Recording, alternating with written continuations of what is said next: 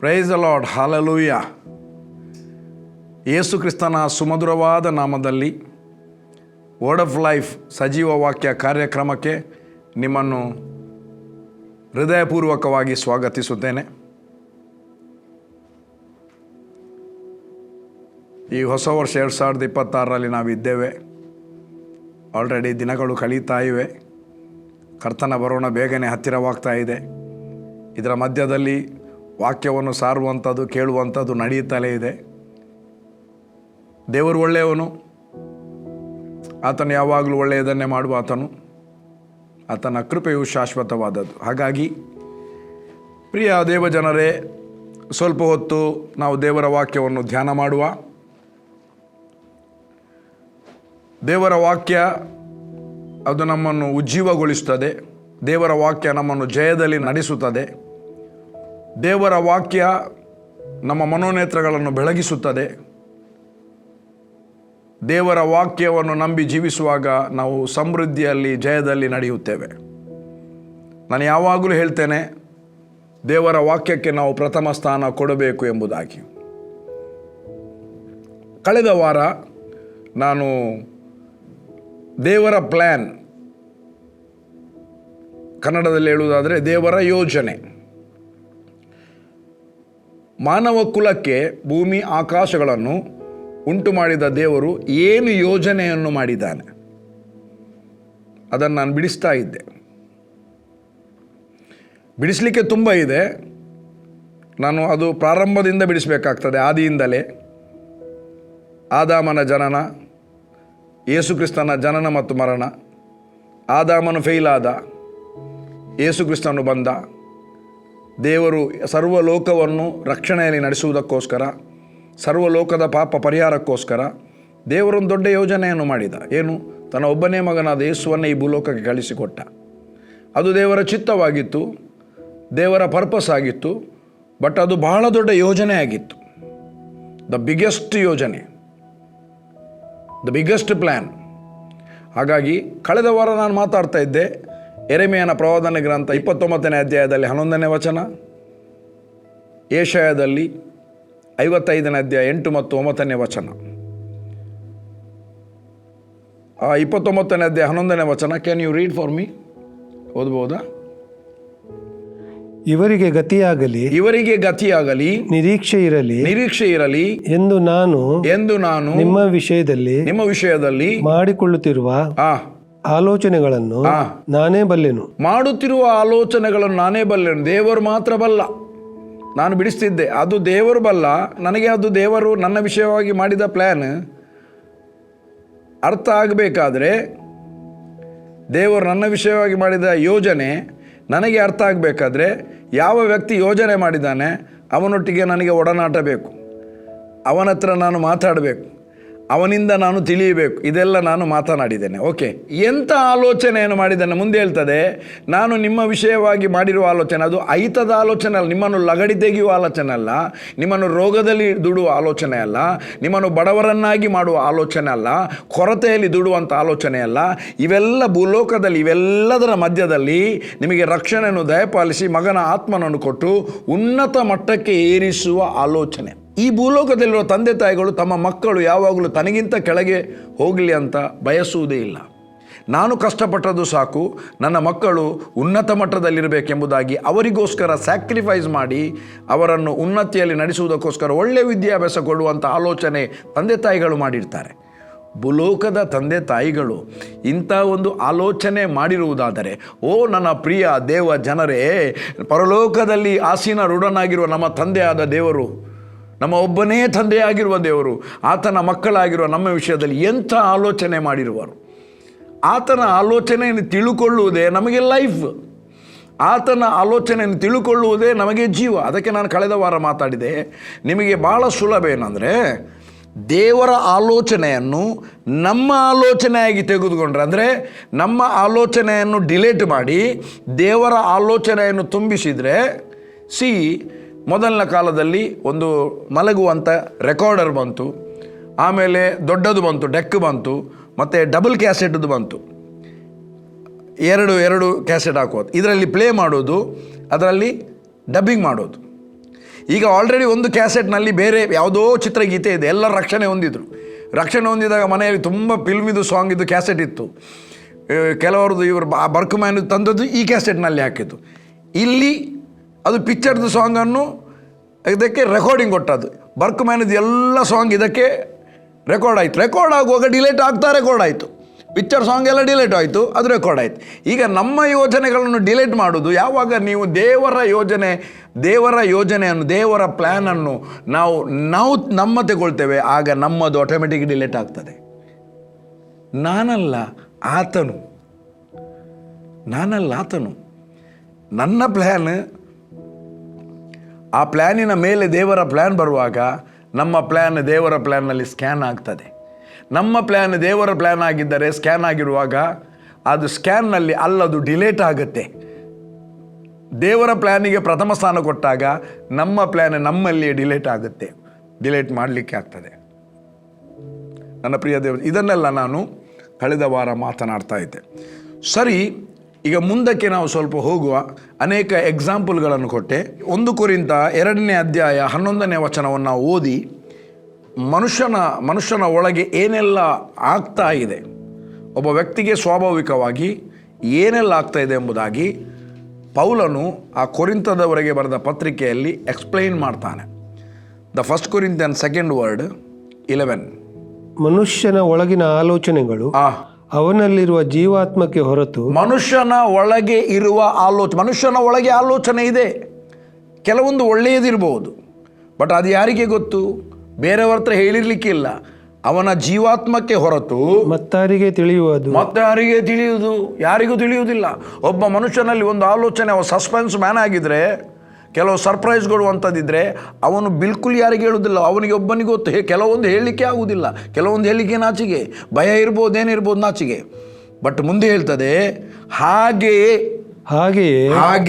ದೇವರ ಆಲೋಚನೆಗಳನ್ನು ದೇವರ ಆತ್ಮನೇ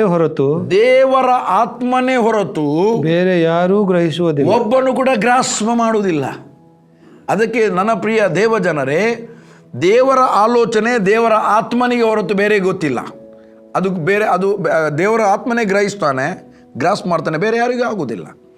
ಅದಕ್ಕೆ ದೇವರಾತ್ಮನಿಂದ ಹುಟ್ಟಿದ ಮಕ್ಕಳ ಒಳಗೆ, ದೇವರಾತ್ಮನಿಂದ ಹುಟ್ಟಿದವರ ಒಳಗೆ ಪವಿತ್ರ ಆತ್ಮನಿದ್ದಾನೆ, ದೇವರ ಆತ್ಮನಿದ್ದಾನೆ. ಪಾರ್ನೆಗೇನ್ ಸ್ಪಿರಿಟ್ ಇದೆ. ಆ ಸ್ಪಿರಿಟಿಗೆ ದೇವರ ಆಲೋಚನೆ ಗೊತ್ತಿದೆ. ಹಾಗಾದರೆ ಈ ಮೈಂಡ್ಗೆ ಮನುಷ್ಯನ ಆಲೋಚನೆ ಗೊತ್ತಿದೆ, ಲೋಕದ ಆಲೋಚನೆ ಗೊತ್ತಿದೆ. ಒಳಗಿನ ಮನುಷ್ಯ, ಅಂತರ್ಯದ ಮನುಷ್ಯನಿಗೆ ದೇವರ ಆಲೋಚನೆ ಗೊತ್ತಿದೆ. ಈಗ ಇವನದನ್ನು ಕೇಳ್ತೀರಾ, ಒಳಗಿನದವನು ಕೇಳ್ತೀರಾ? ನೀವು ಇವನದನ್ನು ಕೇಳಿದರೆ ಎಡವಟ್ಟು ಆಗಬಹುದು, ಒಳಗಿನವದನ್ನು ಕೇಳಿದರೆ ಅದು ಎಡವಟ್ಟು ಆಗುವುದೇ ಇಲ್ಲ. ಅದರಲ್ಲಿ ಸರ್ಪ್ಲಸ್ ಅಂದರೆ ಬೆನಿಫಿಟ್ ಇರುತ್ತೆ, ಅದರಲ್ಲಿ ನಷ್ಟ ಇರುವುದಿಲ್ಲ, ಅದರಲ್ಲಿ ಜೀವ ಇರುತ್ತೆ, ನಾಶನ ಇರುವುದಿಲ್ಲ. ಅಲ್ಲಿಂದ ಅದಕ್ಕೆ ಕಿವಿ ಕೊಡಲಿಕ್ಕೆ ಪ್ರಾರಂಭ ಮಾಡಿದರೆ, ನಿಮ್ಮನ್ನು ಯಾರು ಏನೇ ಮಾತನಾಡಿದರೂ ನೀವು ಅದಕ್ಕೆ ಕಿವಿ ಕೊಡುವುದಿಲ್ಲ. ದೇವರು ನಮ್ಮ ವಿಷಯವಾಗಿ ಮಾಡುವ ಪ್ಲ್ಯಾನ್ ಎಂಥದ್ದು? ಲಾಸ್ಟ್ ಮಾತಾಡ್ತಿದ್ದೆ, 55ನೇ ಅಧ್ಯಾಯ 8 ಮತ್ತು 9. ಯೆಹೋವನು ಹೀಗನ್ನುತ್ತಾನೆ. ಯೆಹೋವನಿಗನ್ನುತ್ತಾನೆ, ಯೆಶಾಯ ಅಲ್ಲ, ಯೆಹೋವನು. ನನ್ನ ಆಲೋಚನೆಗಳು ನಿಮ್ಮ ಆಲೋಚನೆಗಳಲ್ಲ, ನಿಮ್ಮ ಆಲೋಚನೆಗಳಲ್ಲ. ನಿಮ್ಮ ಮಾರ್ಗಗಳು ನನ್ನ ಮಾರ್ಗಗಳಲ್ಲ. ನಿಮ್ಮ ಮಾರ್ಗಗಳು ನನ್ನ ಮಾರ್ಗಗಳು ಅಲ್ಲ ಅಂದರೆ ಅಲ್ಲವೇ ಅಲ್ಲ. ನಿಮ್ಮ ಮಾರ್ಗವು ಬೇರೆನೆ, ನನ್ನ ಮಾರ್ಗವು ಬೇರೆ. ನಿಮ್ಮ ಆಲೋಚನೆಗಳು ಬೇರೆನೆ, ನನ್ನ ಆಲೋಚನೆ ಬೇರೆ. ಹಾಗಾದರೆ ದೇವರ ಆಲೋಚನೆ ಎಂಥದ್ದು? ಏನು ಆಲೋಚನೆ? ಓದಿ. ಭೂಮಿಯ ಮೇಲೆ ಆಕಾಶವು, ನೋಡಿ, ಭೂಮಿಯ ಮೇಲೆ ಇರುವ ಆಕಾಶ ಎಷ್ಟು ಉನ್ನತವೋ ಅದು ಎಷ್ಟು ಉನ್ನತವಾಗಿದೆ ನಿಮ್ಮ ಮಾರ್ಗಗಳಿಗಿಂತ, ಭೂಲೋಕದಲ್ಲಿರುವ ನಮ್ಮ ಮಾರ್ಗಗಳಿಗಿಂತ ನನ್ನ ಮಾರ್ಗಗಳು, ಆತನ ಮಾರ್ಗಗಳು, ನಿಮ್ಮ ಆಲೋಚನೆಗಳಿಗಿಂತ, ಮನುಷ್ಯರ ಆಲೋಚನೆಗಿಂತ ನನ್ನ ಆಲೋಚನೆಗಳು, ದೇವರ ಆಲೋಚನೆ ಅಷ್ಟು ಉನ್ನತವಾಗಿದೆ. ಅಷ್ಟು ಉನ್ನತ. ಎಷ್ಟು ದೊಡ್ಡ ಉನ್ನತ? ಭೂಲೋಕದ ಮೇಲೆ ಆಕಾಶವೆಷ್ಟು ಉನ್ನತವಾಗಿದೆ, ಅಷ್ಟು ಉನ್ನತವಾದ ಆಲೋಚನೆ ಮತ್ತು ಉನ್ನತವಾದ ಮಾರ್ಗ ಅದು ನಮ್ಮ ತಂದೆಯಾದ ದೇವರ ಮಾರ್ಗ. ಹಾಗಾದರೆ ನನ್ನ ಪ್ರಿಯ ದೇವಜನರೇ, ಅಷ್ಟು ಉನ್ನತವಾದ ಮಾರ್ಗ ಮತ್ತು ಉನ್ನತವಾದ ಆಲೋಚನೆಯನ್ನು ನಮ್ಮ ಮಾರ್ಗವಾಗಿ ನಮ್ಮ ಆಲೋಚನೆಯಾಗಿ ನಾವು ಅಡಾಪ್ಟ್ ಮಾಡಿಕೊಂಡ್ರೆ, ತೆಗೆದುಕೊಂಡರೆ, ಯಾರ ಆಲೋಚನೆಯಲ್ಲಿ ನಾವು ನಡೆಯುತ್ತೇವೆ? ದೇವರ ಆಲೋಚನೆಯಲ್ಲಿ. ಯಾರ ಮಾರ್ಗದಲ್ಲಿ ನಡೆಯುತ್ತೇವೆ? ದೇವರ ಮಾರ್ಗ. ಇವತ್ತು ನಾನು ಮಾರ್ಗದ ಬಗ್ಗೆ ಮಾತಾಡಲಿಕ್ಕೆ ಬರಲಿಲ್ಲ ದೇವರ, ಇವತ್ತು ಕೇವಲ ಪ್ಲ್ಯಾನ್ ಆಫ್ ಗಾಡ್. ಅದಕ್ಕೆ ನಾವು ಬೈಬಲ್ನಲ್ಲಿ ಹಳೆ ಒಡಂಬಡಿಕೆಯಲ್ಲಿ ಕೆಲವೊಂದು ದಾವೀದನು ಮಾಡಿದ ತಪ್ಪು, ಮೋಶೆ ಮಾಡಿದ ತಪ್ಪು, ಅವನ ಆಲೋಚನೆಯಲ್ಲಿ ಮಾಡಲಿಕ್ಕೆ ಹೋದ. ಮೋಶೆ ಮಾಡಿದ ಮಂಜೂಷದ ಪೆಟ್ಟಿಗೆ ಅದು ಪರಲೋಕದಲ್ಲಿ ಇರುವಂಥ ಮಾದರಿಯ ಪ್ರಕಾರ ಭೂಲೋಕದಲ್ಲಿ ಒಂದು ಮಂಜೂಷವನ್ನು ಮಾಡಿದ. ಸಾಕ್ಷಾತ್ ಪರಲೋಕದಲ್ಲಿರುವ ಮಾಡೆಲ್ನಾಗೆ ದೇವರವನಿಗೆ ಬ್ಲೂ ಪ್ರಿಂಟ್ ಕೊಟ್ಟು ಬಿಟ್ಟ, ಮಾಡಿದ. ಸಮುವೇಲನ ಕಾಲದಲ್ಲಿ ಆ ಮಂಜೂಷದ ಪೆಟ್ಟಿಗೆ ಶತ್ರುವಶವಾಯಿತು. ಏಲಿಯ ಕಾಲದಲ್ಲಿ ಸಮುವೇಲ ಇದ್ದಾನೆ, ಏಲಿಯ ಕಾಲದಲ್ಲಿ ಆ ಸಮಯದಲ್ಲಿ ಶತ್ರುವಶವಾದಾಗ ಏಲಿಯ ಮಗ ಹೋಪ್ನಿ, ಏಲಿಯ ಮಗ ಫೀನೆಹಾಸ್ ಮತ್ತು ಏಲಿ, ಮುದುಕನಾದ ಏಲಿ, ಪ್ರವಾದಿಯಾದ ಏಲಿ, ಅವನು ಒಂದೇ ದಿವಸದಲ್ಲಿ ಸತ್ರು. ಮಂಜೂಷದ ಪೆಟ್ಟಿಗೆ ಶತ್ರುವಶವಾಯಿತು. ಅನೇಕ ಜನರು ಇಸ್ರಾಯೇಲ್ಯರಲ್ಲಿ ಸತ್ತರು. ಫೀನೆಹಾಸನ ಹೆಂಡತಿ ಗರ್ಭಿಣಿ. ಆಕೆ ಈ ಸುದ್ದಿಯನ್ನು ಕೇಳಿ ಅವಳಿಗೆ ಹೆರಿಗೆ ನೋವು ಬಂದು ಆಕೆ ಒಂದು ಗಂಡು ಮಗುವಿಗೆ ಜನ್ಮ ಕೊಟ್ಟಳು. ಆ ಮಗುವಿಗೆ ಅವಳು ಹೆಸರಿಟ್ಲು, ಏನಂತ? ದೇವರ ಮಹಿಮೆ ಇಸ್ರಾಯೇಲರನ್ನು ಬಿಟ್ಟು ಹೋಯಿತು, glory of god depart from Israel ಅಂತ. ಅದಕ್ಕೆ ಇಕಾಬೋದು ಎಂಬುದಾಗಿ ಹೆಸರಿಟ್ಲು. ಇಕಾಬೋದು ಅಂದರೆ ಇಸ್ರಾಯೇಲ್ಯರು ದೇವರ ಮಹಿಮೆಯನ್ನು ಕಳಕೊಂಡರು ಅಂತ ಅದರ ಮೀನಿಂಗ್ ಇಕಾಬೋದು. ಎಷ್ಟೊಂದು ಕಷ್ಟಕರವಾದ ಮಾತು. ನನಗೆ ಆ ಮಾತು ಓದುವಾಗ ನನಗೆ ಜೀರ್ಣ ಮಾಡಲಿಕ್ಕೆ ಆಗಲಿಲ್ಲ. ಅಯ್ಯೋ, ಅಷ್ಟು ಮಹಿಮೆಯುಳ್ಳ ದೇವರ ಪ್ರತಾಪ ಅವರಲ್ಲಿ ಇತ್ತು. ಆ ಮಂಜೂಷದ ಪೆಟ್ಟಿಗೆಯಲ್ಲಿ ಎಂಥ ಒಂದು ಅಭಿಷೇಕ, ಅನಾಯಿಂಟಿಂಗ್ ಇತ್ತು. ಅದನ್ನು ಮುಟ್ಟಿದಾಗ ಇವನು ಸಾಯುವಂಥ ಪರಿಸ್ಥಿತಿ ಎದುರಾಗಿತ್ತು. ಉಜ್ಜ ಸತ್ತಿದ್ದಾನೆ ಆ ಮಂಜೂಷದ ಪೆಟ್ಟಿಗೆಯನ್ನು ತರುವಾಗ. ಅಂಥ ಒಂದು ಪ್ರತಾಪವುಳ್ಳ ನಮ್ಮ ತಂದೆಯಾದ ದೇವರು ಅವರಲ್ಲಿ ಇದ್ದುಕೊಂಡು ಕಾರ್ಯ ಮಾಡುವಂತಾಗ ಆ ಮಹಿಮೆ ಇಸ್ರಾಯೇಲರನ್ನು ಬಿಟ್ಟು ಹೋಯಿತು ಅಂತ ಆಕೆ ತನಗೆ ಹುಟ್ಟಿದ ಮಗುವಿಗೆ ಇಕಾಬೋದ್ ಎಂಬುದಾಗಿ ಹೆಸರಿಡ್ತಾಳೆ. ಸೊಲೊಮೋನನ ಕಾಲದಲ್ಲಿ ಮಹಿಮೆ ತಿರುಗಿ ಇಳಿದು ಬಂತು, ಅದಕ್ಕೆ ಶಕೈನಾ ಗ್ಲೋರಿ. ಇವತ್ತು ಎಂಥ ಗ್ಲೋರಿ! ಇವತ್ತು ನಾವು ಆ ಮಂಜೂಷದ ಪೆಟ್ಟಿಗೆಯಾಗಿದ್ದೇವೆ. ಯಾಕೆ? ದೇವರು ನಮ್ಮೊಳಗೆ ವಾಸ ಮಾಡ್ತಾ ಇದ್ದಾನೆ. ಇಲ್ಲಿ ಅದು ಬೇರೆ ವಿಷಯ, ಸಬ್ಜೆಕ್ಟ್. ಈಗ ನಾನು ಮಾತಾಡೋದು ದೇವರ ಪ್ಲ್ಯಾನ್ ವಿರುದ್ಧವಾಗಿ ನಾವು ಕಾರ್ಯ ಮಾಡುವಾಗ ಏನಾಗ್ತದೆ, ದೇವರ ಪ್ಲ್ಯಾನಿಗೆ ಅನುಗುಣವಾಗಿ ನಾವು ಕಾರ್ಯ ಮಾಡುವಾಗ ಏನಾಗ್ತದೆ. ದಾವೀದನಿಗೆ ಮನಸ್ಸಾಯಿತು, ಅದು ಎಲ್ಲಿ ಹೋಯಿತು? ಫಿಲಿಷ್ಟಿಯರ ಪಾಳೆಯದಲ್ಲಿತ್ತು. ಫಿಲಿಷ್ಟಿಯರ ಪಾಳೆಯದಲ್ಲಿದ್ದಾಗ ಅಯ್ಯೋ, ಫಿಲಿಷ್ಟಿಯರಿಗೆ ಅದು ಬಾಧಕವಾಗಿ ಹೋಯಿತು. ಅದನ್ನು ಕೊಂಡೋಗಿ ದಾಗೋನ್ನ ಗುಡಿಯಲ್ಲಿಟ್ಟರು. ದೇವರ ಮಂಜೂಷದ ಪೆಟ್ಟಿಗೆಗೆ ಯಾವ ಸಮಸ್ಯೆ ಇಲ್ಲ, ಅದಕ್ಕೆ ಒಂದು ಹಾನಿ ಇಲ್ಲ. ದಾಗೋನನ ಗುಡಿಯಲ್ಲಿದ್ದ ದಾಗೋನನ ಮೂರ್ತಿ ದಡಲ್ಲ ಬಿತ್ತು. ಮರುದಿವಸ ಪೂಜಾರಿಗಳು ಬಂದು ರೈಟ್ ಮಾಡಿದರು. ಪುನಃ ಮರುದಿವಸ ನೋಡಿದ್ದಾರೆ, ರುಂಡ ಮುಂಡ ಎಲ್ಲ ಬೇರೆ ಬೇರೆ ಆಗಿದೆ ಮೂರ್ತಿದು. ಅಷ್ಟರಲ್ಲಿ ಅಷ್ಟೇ ಆಯಿತಾ, ಗೆಡ್ಡೆ ರೋಗಗಳು ಬಂತು. ಫಿಲಿಷ್ಟಿಯ ಪೂಜಾರಿಗಳು, ಇದು 2 ಸಾಮುವೇಲ 6ನೇ ಅಧ್ಯಾಯ 1ನೇ ವಚನದಿಂದ 11ನೇ ವಚನದಲ್ಲಿ ನೀವು ಬರೆದದ್ದು ನೋಡ್ಬೋದು. 1ನೇ ಸಾಮುವೇಲದಲ್ಲಿ ಇದೆ, ಅದು 2ನೇ ಸಾಮುವೇಲದಲ್ಲಿ ಇದೆ. ಈಗ ನಾನು ಮುಂದೆ ಮಾತಾಡಲಿಕ್ಕೆ ಹೋಗುವಂಥದ್ದು 2ನೇ ಸಾಮುವೇಲದಲ್ಲಿರುವಂಥದ್ದು. ಶತ್ರುವಶವಾಯಿತು, ಅವರಿಗೆ ಬಾಧಕವಾಯಿತು, ಗೆಡ್ಡೆ ರೋಗ ಬಂತು. ಫಿಲಿಷ್ಟಿಯ ಪ್ರಭುಗಳನ್ನು ಒಟ್ಟಿಗೆ ಕೂರಿಸಿದ್ರು, ಕೇಳಿದರು ಏನು ಮಾಡೋದು, ಇದನ್ನು ಏನು ಮಾಡೋದು, ಹೇಗೆ ಮಾಡೋದು. ಅದಕ್ಕೆ ಅವರು ಹೇಳಿದರು, ಹಾಲು ಕೆರೆಯದ 2 ಹಸುಗಳನ್ನು ತೆಗೊಳ್ಬೇಕು, ಹೊಸ ಬಂಡಿಯನ್ನು ಮಾಡಿಸಬೇಕು, ಅದರಲ್ಲಿ ಈ ಮಂಜೂಷದ ಪೆಟ್ಟಿಗೆಯನ್ನು ಇಡಿಸಬೇಕು. 5 ಪ್ರಭುಗಳಿದ್ದರು ಫಿಲಿಷ್ಟಿಯ, 5 ಈ ಗೆಡ್ಡೆಯನ್ನು ಇಲಿಗಳನ್ನು ಮಾಡಿ ಅದನ್ನು ಹೊಡಿಬೇಕು. ಒಂದು ವೇಳೆ ಅದು ಬೇತ್ಷೆಮಿತ್ ಅದು ಒಂದು ಊರು ಇದೆ, ಅಲ್ಲಿಂದ ಹೊರಟ್ರೆ ಇವರು ಫಿಲಿಷ್ಟಿಯರಿಗೆ ಇನ್ನೂ ಏನಾಗುವುದಿಲ್ಲ ಅಂತ. ಅದು ಹೋಯಿತು, ಅವರ ದೇಶ ಪಾರಾಯಿತು. ಅಲ್ಲಿ ಅದರ 2 ಕಡೆಯಲ್ಲಿ ಅದನ್ನು ಹಣಿಕೆ ನೋಡಿದಾಗ ಎಷ್ಟೋ ಮಂದಿ ಸತ್ರು, ಬೇರೆ ಕಡೆಯಲ್ಲಿ ಜನ ಸತ್ತು ಬಿದ್ದರು. ಲಾಸ್ಟಿಗೆ ಅದು ಬಂದು ಅದನ್ನು ತಂದು ಅಭಿನಾದಾಬನ ಮನೆಯಲ್ಲಿಟ್ಟರು. ಅಭಿನಾದಾಬನ ಮನೆಯಲ್ಲಿ ಅವನ ಮಗ ಯಾರಂದರೆ ಉಜ್ಜ, ಇನ್ನೊಬ್ಬ ಇದ್ದ ಅವನಿಗೆ. ಅವರು ಅದನ್ನು ಒರೆಸ್ತಿದ್ರು, ಅದರ ಪಕ್ಕದಲ್ಲಿ ಮಲಗ್ತಿದ್ರು, ಅವರಿಗೆ ಏನಾಗಲಿಲ್ಲ. ಅಭಿನಾದಾಬನ ಮನೆಯಲ್ಲಿ ಕೆಲವೊಂದು ವರ್ಷ ಅಲ್ಲಿ ಇತ್ತು. ಆವಾಗ ದಾವೀದರು ಅರಸರಾಗಿದ್ದಾರೆ. ಅವರಿಗೆ ಆಯಿತು ಮಂಜೂಷವನ್ನು ದಾವೀದನೂರಿಗೆ ತರಬೇಕು ಎಂಬುದಾಗಿ ಮನಸ್ಸು ಮಾಡಿದ. ಈಗ ಪ್ಲ್ಯಾನ್ ಯಾವುದು? ಪ್ಲ್ಯಾನ್ ಗೊತ್ತಿಲ್ಲ, ಹೇಗೆ ತರಬೇಕಂತ ಗೊತ್ತಿಲ್ಲ. ಅವನದೇ ಓನ್ ಐಡಿಯಾ ಮಾಡಿದ. ನೋಡಿದ ಫಿಲಿಸ್ಟಿಯರು ಹೇಗೆ ಕಳಿಸಿದ್ದಾರೆ ನೋಡಿ, ಎತ್ತಿನ ಬಂಡಿ ಮಾಡಿ ಅದಕ್ಕೆ 2 ಎತ್ತನ್ನು ಇಟ್ಟು ಅದರ ಮೇಲೆ ಹಾಕಿದ್ದಾರೆ. ಸೇಮ್ ಪ್ಲ್ಯಾನನ್ನು ಉಪಯೋಗಿಸಿ ಅಭಿನಾದಾಬನ ಮನೆಯಿಂದ ಬಂಡಿಯಲ್ಲಿ ಆ ಮಂಜೂಷದ ಬೆಟ್ಟಿಗೆ ನಿಲ್ಲಿಸಿದ. ಈ ಉಜ್ಜನಿಗೆ ಅಲ್ಲಿ ಮಂಜೂಷದ ಬೆಟ್ಟಿಗೆ ಹತ್ರ ಹೋಗಿಕೊಂಡು ಮುಟ್ಟಿಕೊಂಡು ಒರೆಸಿಕೊಂಡಿದ್ದವಲ್ಲ, ಅದಕ್ಕೆ ಅವನ ಮನೆಯಲ್ಲಿದ್ದದಲ್ಲ. ಈಗ ತಾನು ಒಂದು ಆ ಮಂಜೂಷದ ಬೆಟ್ಟಿಗೆ ಹತ್ತಿರ ಎಲ್ಲ ರಾಜರೋಷದಿಂದ ಎಲ್ಲ ಜನ ಸೇರಿಕೊಂಡು ತರ್ತಾ ಇದ್ದಾರೆ ಅದನ್ನು. ಅದರ ಬಂಡಿ ಹತ್ತಿರ ಅವನು ಕೂತ್ಕೊಂಡಿದ್ದ, ಹೊಡಿತಾ ಇದ್ದ. ಒಬ್ಬನು ಹೊಡಿತಿದ್ದ, ಒಬ್ಬನು ಆ ಪಕ್ಕದಲ್ಲಿ ನಿಂತಿದ್ದಾನೆ. ಅಲ್ಲಿ ಎತ್ತುಗಳು ಎಡವಿದಾಗ ಮಂಜೂಷದ ಪೆಟ್ಟಿಗೆ ಮಗುಚಿ ಬೀಳುವಾಗೆ ಆದಾಗ ಮಂಜೂಷದ ಪೆಟ್ಟಿಗೆಯನ್ನು ಹಿಡ್ಕೊಂಡಾಗ ಇಮ್ಮಿಡಿಯೇಟ್ಲಿ ಉಜ್ಜನು ಸತ್ತು ಹೋದ ಅಲ್ಲಿಯೇ. ಈಗ ಉಜ್ಜನು ಸತ್ತು ಹೋದದು, ಸತ್ತು ಹೋಗಬೇಕಿದ್ರೆ ಉಜ್ಜನು ಮೊದಲು ಸಾಯಬೇಕಿತ್ತು.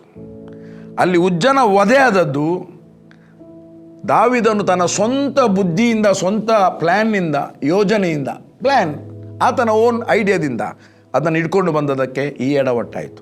ಆಗ ಏನು ಮಾಡೋದು? ಅಲ್ಲಿ ಇನ್ನೊಬ್ಬ ಇದ್ದ, ಒಬೇದ್ ಏದೋಮ ಎಂಬುವ ಇದ್ದ. ಒಬೇದ್ ಏದೋಮನ ಮನೆಯಲ್ಲಿ ಅದನ್ನಿಟ್ಟರು. ಕೇವಲ ಆದದು 3 ತಿಂಗಳು. ಆ 3 ತಿಂಗಳಾಗುವಾಗ ಅವನ ಮನೆಯಲ್ಲಿ ಆ ಮಂಜೂಷದ ಪೆಟ್ಟಿಗೆ ಅರಸ ಕೊಂಡೋಗಿಟ್ಟದ್ದು, ಫಿಲಿಸ್ಟಿಯರು ಕಳಿಸಿಟ್ಟದಲ್ಲ. ಇಸ್ರೇಲನ್ನು ಆಳುವಂಥ ಅರಸನಿಟ್ಟಾಗ he is the only authority to keep there. With protocol ಅವನ ಮನೆಗೆ ಬಂದಿದೆ, ವಿದೌಟ್ ಪ್ರೋಟೋಕಾಲ್ ಅಲ್ಲಿ ಬಂದದ್ದು ಅಭಿನಾದಾಬನ ಮನೆಗೆ ವಿದೌಟ್ ಪ್ರೋಟೋಕಾಲ್. ಇದು ವಿದ್ ಪ್ರೋಟೋಕಾಲ್ ಅಲ್ಲಿಗೆ ಬಂದಿದೆ. ಅಲ್ಲಿಗೆ ಬಂದದಲ್ಲ, ಅಲ್ಲಿ ಇಡಲ್ಪಟ್ಟದ್ದು. ಅರಸನ ಅಪ್ಪಣೆಯ ಮೇರೆಗೆ ಒಬೇದೆದೋಮ ಅದನ್ನು ಎಸ್ ಅಂತ ಹೇಳಿದ, ಮನೆಯಲ್ಲಿಟ್ಟರು. 3 ತಿಂಗಳಲ್ಲಿ ಒಬೇದ್ ಏದೋಮನ ಮನೆ ಇಷ್ಟು ಐಶ್ವರ್ಯವಂತ ಮನೆ ಆಯ್ತಂತೆ. ಅವನ ಐಶ್ವರ್ಯ ಹೆಚ್ಚಿತ ಅಂದರೆ ಅವನ ಸಮೃದ್ಧಿ ದಾವೀದನೂರನಲ್ಲಿರುವ ಇವನಿಗೆ, ಯಾರಿಗೆ, ಅರಸನಾದ ದಾವೀದನಿಗೆ ಮುಟ್ಟಿದ್ದು. ಒಬೇದೆದೋಮ ಶ್ರೀಮಂತನಾಗಿದ್ದಾನೆ ಅಂತ, ಬಿಕಾಸ್ ಆಫ್ ಮಂಜೂಷ. ಅಯ್ಯೋ, ಆ ಒಂದು ಮರದ ಪೆಟ್ಟಿಗೆಯ ಮಂಜೂಷ, ಬಂಗಾರದ ತಗಡಿರುವ ಮಂಜೂಷದ ಒಳಗೆ ಇದ್ದದ್ದು 3 ಐಟಮ್. ಒಂದು ಆರೋನನ ಚಿಗುರಿದ ಕೋಲು, ಮನ್ನ ಮಡಾಯಿಸಿದ ಪಾತ್ರೆ, ದೇವರ ವಾಕ್ಯದ ಹಲಗೆ, ಟ್ಯಾಬ್ಲೆಟ್. ಇವತ್ತು ಜೀವಸ್ವರೂಪನಾದ ದೇವರ ನಮ್ಮೊಳಗೆ ವಾಸ ಮಾಡ್ತಾ ಇದ್ದಾನೆ. ಜೀವಸ್ವರೂಪನಾದ ದೇವರ ಮಂಜೂಷದ ಪೆಟ್ಟಿಗೆ ಚಲಿಸುವ ಮೊಬೈಲ್ ಟೆಬರ್ನಕಲ್ ಆಗಿ ದೇವರು ನಮ್ಮನ್ನು ಮಾಡಿದ್ದಾನೆ. ಹಾಗಾದರೆ ರಾಂಗ್ ಮೆಥಡ್ನಿಂದ ಮಂಜೂಷದ ಪೆಟ್ಟಿಗೆ ಕೈ ಹಾಕಿದಾಗ ಉಜ್ಜ ಸತ್ತು ಬಿದ್ದ. ಇವತ್ತು ನಮ್ಮನ್ನು ರಾಂಗ್ ಮೆಥಡ್ನಿಂದ ಯಾರಾದರೂ ಮುಟ್ಟಿದೆ, it is very dangerous for them. ಅರ್ಥ ಮಾಡಿಕೊಳ್ಳಿ ದೇವರ ವಾಕ್ಯವನ್ನು. ಈಗ ಇವನಿಗೆ ಬಹಳ ಖುಷಿಯಾಯಿತು. ಈ ಸಬ್ಜೆಕ್ಟನ್ನು ನಾನು ದ ಗ್ಲೋರಿ ಆಫ್ ಗಾಡ್ನಲ್ಲಿ ನೆಕ್ಸ್ಟ್ ವಿವರಿಸ್ತೇನೆ. ಈಗ ನನಗೆ ದ ಪ್ಲ್ಯಾನ್ ಆಫ್ ಗಾಡ್ನಲ್ಲಿದ್ದೇನೆ. ದ ಪ್ಲ್ಯಾನ್ ಆಫ್ ಗಾಡಿಗೆ ಅದನ್ನು ಬಿಡಿಸಿದರೆ ಆಗುವುದಿಲ್ಲ, ಅದು ಬೇರೆ ಹೋಗ್ತದೆ ಸಂದೇಶ. ಅದಕ್ಕೆ ಪ್ಲ್ಯಾನ್ ಆಫ್ ಗಾಡ್ ಈಗ ದಾವೀದನಿಗೆ ಗೊತ್ತಾಯಿತು, ಈಗ ತರಬೇಕು. ನೀವು ಓದಿ ಮನೆಯಲ್ಲಿ ಇದನ್ನು ಕೇಳಿದ ಕೂಡಲೇ ಓದಿ. ಇವತ್ತು 1 ಪೂರ್ವಕಾಲ ವೃತ್ತಾಂತ, ದ ಫಸ್ಟ್ ಕ್ರೋನಿಕಲ್ಸ್ 15ನೇ ಅಧ್ಯಾಯ 1ನೇ ವಚನ 29ನೇ ವಚನದವರೆಗೆ ಓದಿ. ಈಗ ಪ್ರೋಟೋಕಾಲಿಗೆ ಇವನು ಬಂದ. ಯಾರು? ಆ ದಾವೀದ ಅರಸ. ನೋಡಿ, ಹಳೆ ಒಡಂಬಡಿಕೆಯಲ್ಲಿ 3 ಕರೆ, ಹೊಸ ಒಡಂಬಡಿಕೆಯಲ್ಲಿ 5 ಕರೆ. ಹಳೆ ಒಡಂಬಡಿಕೆಯಲ್ಲಿ ಕಿಂಗ್, ದ ಫಸ್ಟ್ ಮ್ಯಾನ್, ಪ್ರಥಮ ಪ್ರಜೆ ಕಿಂಗ್. ಸೆಕೆಂಡ್ ಪ್ರಜೆ ಪ್ರವಾದಿ, the call. First call king, second call prophet, third call priest. ಈಗ ಇದು ಯಾರ ಕೆಲಸ? ಮಂಜೂಷದಲ್ಲಿ ಗುಡಾರದಲ್ಲಿ ಸೇವೆ ಮಾಡುವುದು ಕೆಲಸ ಯಾರ್ದು? ಅರಸಂದಲ್ಲ. ಈ ಅರಸನು ಅರಸನಾಗಿದ್ದ, ಪ್ರವಾದಿಯಾಗಿದ್ದ, ಯಾಜಕನೂ ಆಗಿದ್ದ. 3 ಕಾಲ ಒಬ್ಬ ಕಿಂಗಲ್ಲಿತ್ತು. ಅವನೊಬ್ಬನೇ ಇದ್ದದ್ದು ಇಸ್ರಾಯೇಲಲ್ಲಿ 3 ಕಾಲ್ ಇರುವಂಥ ವ್ಯಕ್ತಿ. Because he is the greatest worshipper of god, greatest obedient Guy and the worshipper of god. 75 ಕೀರ್ತನೆ ಬರೆದಿದ್ದಾನೆ. ಅವತ್ತವನು ಬರೆದ 75 ಕೀರ್ತನೆ ಇವತ್ತು ಇಸ್ರಾಯೇಲರಲ್ಲಿ ಹಿಮ್ಮು ಬುಕ್ ಆಗಿದೆ. ಅದು ಸ್ತುತಿ ಆರಾಧನೆ ಪುಸ್ತಕ. ಅದು ನನ್ನ ಪ್ರಿಯ ದೇವಜನರೇ, ಒಂದು ಆಲೋಚನೆ ಮಾಡಿ. ಈಗ ಅವನು ಪ್ರೋಟೋಕಾಲಿಗೆ ಬಂದಿದ್ದಾನೆ. ಏನು ಮಾಡಿದ? ಫಾಸ್ಟ್ ಇಸ್ರಾಯೇಲರನ್ನೆಲ್ಲರನ್ನು ಒಟ್ಟು ಮಾಡಿದ. ಫಸ್ಟ್ ಮಂಜೂಷಗೋಸ್ಕರ ಮೊದಲು ಸ್ಥಳವನ್ನು ಸಿದ್ಧ ಮಾಡಿದ. The best part. ಮಂಜೂಷ ತಂದರೆ ಇಡುವುದು ಇಲ್ಲಿ ಅವನ ಮನೆಯಲ್ಲಿ ಇಡುವುದಾ, ಅಥವಾ ಇಲ್ಲಿ ಮಾರ್ಗದಲ್ಲಿ ಇಡುವುದಾ, ಚಪ್ಪರದಲ್ಲಿ ಇಡುವುದಾ? ಇಲ್ಲ. ಮಂಜೂಷವನ್ನು ಎಲ್ಲಿ ಇಡಬೇಕು, ಎಲ್ಲಿ ಅದನ್ನು ಡೆಡಿಕೇಟ್ ಮಾಡಬೇಕು, ಆ ಡೆಡಿಕೇಟ್ ಮಾಡತಕ್ಕ ಸ್ಥಳವನ್ನು ಮೊದಲು ಸಿದ್ಧ ಮಾಡಿದ. ಈಗ ಪ್ರೋಟೋಕಾಲ್ಗೆ ಬರ್ತಿದ್ದಾನೆ. ಈಗ ರಿಯಲ್ ಪ್ಲ್ಯಾನಿಗೆ ಬರ್ತಾ ಇದ್ದಾನೆ. ದೇವರ ನಿಜವಾದ ಪ್ಲ್ಯಾನಿಗೆ ಬರ್ತಾ ಇದ್ದಾನೆ. ಅವನು ಕೂತಿರುವ, ಪ್ರಾರ್ಥನೆ ಮಾಡಿರುವ, ದೇವರವರಿಗೆ ತನಗೆ ಗೈಡ್ಲೈನ್ ಕೊಟ್ಟ. ಏನಂದರೆ ಅಲ್ಲಿ ಸ್ಥಳವನ್ನು ಸಿದ್ಧ ಮಾಡಿ ಗುಡಾರವನ್ನು ಹಾಕಿಸಿದ. ಒಂದು ಸ್ಥಳ ಸಿದ್ಧ ಮಾಡಿದ, ಅಲ್ಲಿ ಮಂಜೂಷದ ಪೆಟ್ಟಿಗೆಯನ್ನು ಇಟ್ಕೊಳ್ಳಿಕ್ಕೆ ಗುಡಾರವನ್ನು ಹಾಕಿದ. ಒಂದು ಮನೆ, ಒಂದು ಟೆಂಟ್ ಮಾಡಿದ. ಟೆಂಟ್. ಓಹೋ ನನ್ನ ಪ್ರಿಯರೇ, ದ ರೈಟ್ ಟ್ರ್ಯಾಕ್, ರೈಟ್ ದೇವರ ಯೋಜನೆಗೆ, ಸರಿಯಾದ ಯೋಜನೆಗೆ ಬಂದಿದ್ದಾನೆ. ಆ ಕಾಲದಲ್ಲಿ ದಾವೀದನು ಲೇವಿಯರ ಹೊರತಾಗಿ ಯಾರು ದೇವ ಮಂಜೂಷವನ್ನು ಹೊರಬಾರದು. ದೇವರ ಮಂಜೂಷವನ್ನು ಹೇಗೆ ಹೊರಬೇಕಂದ್ರೆ, ಅದಕ್ಕೆ 2 ಕೋಲಿದೆ ಹೊರಲಿಕ್ಕೆ, ಅದಕ್ಕೆ ಬಂಗಾರದ ರಿಂಗ್ ಇದೆ. ಲೇವಿಯರು ಶುದ್ಧರಾಗಬೇಕು. ಅವರ ಶುದ್ಧತ್ವ ದಿನಗಳು ಮುಗಿದು ಆಮೇಲೆ ಆ ಲೇವಿಯರು ಅದಕ್ಕೆ ಹೆಗಲುಗೊಡಬೇಕು. ಅದನ್ನು ಬಂಡಿಯಲ್ಲಿ ತರುವುದಲ್ಲ, ಬೋರಿದು ಗಾಡಿಯಲ್ಲಿ ತರುವುದಲ್ಲ, ಎತ್ತಿನ ಬಂಡಿಯಲ್ಲಿ ತರುವ, ಖುದ್ದು ಲೇವಿಯರು ಹೊತ್ತುಕೊಂಡು ಬರಬೇಕು ಅಲ್ಲಿಂದ. ಅದು ಎಷ್ಟು ಕಿಲೋಮೀಟರ್ ಆಗಿರ್ಬೋದು. ಆ ಪಲ್ಲಕ್ಕಿಯನ್ನು, ಆ ಮಂಜೂಷ ಪೆಟ್ಟಿಗೆಯನ್ನು ಈ ಲೇವಿಯರು ಖುದ್ದು ತಮ್ಮ ಹೆಗಲಿನಲ್ಲಿ ಹೊತ್ತುಕೊಂಡು ಬರಬೇಕು. ಓಕೆ, ಲೇವಿಯರನ್ನು ಹೊರುವುದಕ್ಕಾಗಿ ಸದಾಕಾಲ ಸೇವೆ ಮಾಡುವುದಕ್ಕೂ ಯೆಹೋವನು ಅವರನ್ನೇ ಆರಿಸಿಕೊಂಡಿದ್ದಾನೆಂದು ಹೇಳಿ ಯೆಹೋವನ ಮಂಜೂಷವನ್ನು ತಾನು ಸಿದ್ಧ ಮಾಡಿದ ಸ್ಥಳಕ್ಕೆ ತರುವುದಕ್ಕೋಸ್ಕರ ಎಲ್ಲ ಇಸ್ರಾಯೇಲ್ಯರನ್ನು ಯೆರೂಸಲೇಮಿಗೆ ಕರೆಸಿದನು. ಎಲ್ಲ ಇಸ್ರಾಯೇಲರನ್ನು ಯೆರೂಸಲೇಮಿಗೆ ಕರೆಸಿದನು. ಇವತ್ತು ಕೆಲವೊಂದು ಸಭೆಗಳಲ್ಲಿ ಒನ್ ಮ್ಯಾನ್ ಶೋ. ಯಾರ ಉದ್ದೇಶ ನಾನು ಹೇಳ್ತಾ ಇಲ್ಲ, ಯಾರನ್ನು ಒಟ್ಟು ಸೇರಿಸುವುದಿಲ್ಲ. ಒಂದು ವಿಷನನ್ನು ಶೇರ್ ಮಾಡಲಿಕ್ಕಾಗಲಿ, ಸಭೆಯಲ್ಲಿ ಮಾಡಬೇಕಾದ್ರೆ ಸೇರಿಸಬೇಕು. ಇಲ್ಲಿ ಇವನು ಏನು ಮಾಡಿದ ಅಂದರೆ, ಎಲ್ಲ ಇಸ್ರಾಯೇಲನ್ನು ಕರೆಸಿ ಅವರನ್ನು ವಿಶ್ವಾಸಕ್ಕೆ ತೆಗೆದುಕೊಂಡ. ಯಾಕೆ? ಇದು ಅವನ ಸ್ವಂತ ಕಾರ್ಯ ಇಲ್ಲ, ಇದು ಭೂಮಿ ಆಕಾಶ ಉಂಟು ಮಾಡಿದ ದೇವರ ಗುಡಾರದ ಕಾರ್ಯ, ದೇವರ ಆಲಯದ ಕಾರ್ಯ. ಈ ನೆವರ್ ಮಿಸ್ ದ ಪ್ರೋಟೋಕಾಲ್. ನನ್ನ ಪ್ರಿಯ ದೇವಜನರೇ, ಇದು ಮುಗಿಲಿಲ್ಲ, ಟೈಮ್ ಆಯಿತು. ಇದನ್ನು ನೆಕ್ಸ್ಟ್ ನಾನು ಕಂಟಿನ್ಯೂ ಮಾಡ್ತೇನೆ. ನಾವು ಪ್ರಾರ್ಥನೆ ಮಾಡುವ. ತಂದೆಯಾದ ದೇವರೇ, ನಿನ್ನ ಘನವುಳ್ಳ ನಾಮಕ್ಕೆ ಸ್ತೋತ್ರವಾಗಲಿ. ನೀನು ಒಳ್ಳೆಯವನು, ಒಳ್ಳೆಯದನ್ನೇ ಮಾಡುವಾತನು. ಸ್ವಾಮಿ, ಈ ಒಂದು ನಿನ್ನ ಯೋಜನೆ ಜನರಿಗೆ ಅರ್ಥವಾಗಲಿ, ತಮ್ಮ ಜೀವಿತದಲ್ಲಿ ಅರ್ಥವಾಗುವಂತೆ ಸ್ವಾಮಿ ನನ್ನನ್ನು ಮುಂದೆಯೂ ನಡೆಸು. ಇವತ್ತು ಏನೆಲ್ಲ ಬೋಧಿಸಿದ್ದೇನೆ ಅದು ಸರಿಯಾಗಿ ಅರ್ಥವಾಗುವಂತೆ, ಅವರ ಹೃದಯಕ್ಕೆ, ಅವರ ಸ್ಪಿರಿಟ್ನಲ್ಲಿ ಅಂಡರ್ಸ್ಟ್ಯಾಂಡ್ ಆಗುವಂತೆ ನಿನ್ನ ನಡೆಸು ಮತ್ತು ನಿನ್ನ ಕೃಪೆಯಿಂದ ಅವರನ್ನು ನಡೆಸು. ಅವರೆಲ್ಲ ಕಾರ್ಯಗಳು ಸಫಲವಾಗಲಿ ಎಂಬುದಾಗಿ ಪ್ರಾರ್ಥಿಸುತ್ತೇನೆ. ಯೇಸುವಿನ ನಾಮದಲ್ಲಿ ತಂದೆಯೇ, ಆಮೆನ್.